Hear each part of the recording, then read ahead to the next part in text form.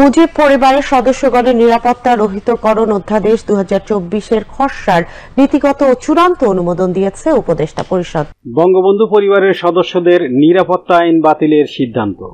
জাতির পিতার পরিবারের সদস্যদের নিরাপত্তা আইন 2009 বাতিলের সিদ্ধান্তে অনুমোদন দিয়েছে উপদেষ্টা পরিষদ। আইনটি বাতিল হলে বঙ্গবন্ধু পরিবারের কেউ আর বিশেষ নিরাপত্তা পাবে না। বৃহস্পতিবার 29 আগস্ট প্রধান উপদেষ্টা ডক্টর মোহাম্মদ ইউনূসের সভাপতিত্বে তার কার্যালয়ে অনুষ্ঠিত উপদেষ্টা পরিষদের সভায় এ সিদ্ধান্ত হয়। বৈঠকে গুম বিরোধী আন্তর্জাতিক চুক্তিতে বাংলাদেশের পক্ষভুক্ত হওয়ার প্রস্তাব ও অনুমোদন দেওয়া হয়েছে।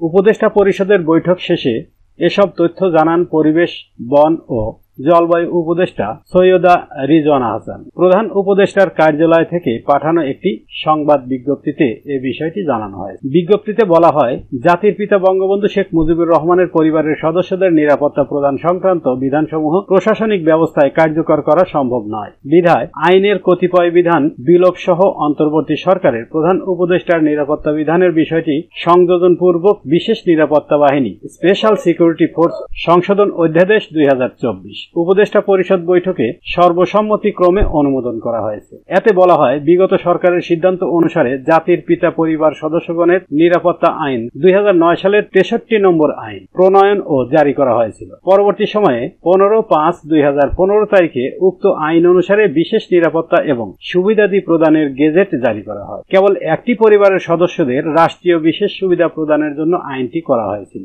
যা একটি সুস্পষ্ট বৈষম্য বিরোধী ছাত্র জনতার গণ অভ্যুত্থানের পর বর্তমান অন্তর্বর্তীকালীন সরকার সব বৈষম্য দূরীকরণের দৃঢ় প্রত্যয় গ্রহণ করেছে। বর্তমানে সংসদ ভাঙিয়ে যাওয়ায় এ বিষয়ে আশু ব্যবস্থা গ্রহণ করে এই আইনটি রহিতকল্পে অধ্যাদেশ জারি করা হয়। এ প্রেক্ষাপটে উপদেষ্টা পরিষদ বৈঠক কর্তৃক জাতির পিতা পরিবারের সদস্যদের নিরাপত্তা রহিতকরণ অধ্যাদেশ 2024 এর খসড়া লেজিসলেটিভ ও সংসদ বিষয়ক বিভাগের ভেটিং সাপেক্ষে চূড়ান্তভাবে অনুমোদন করা হয়।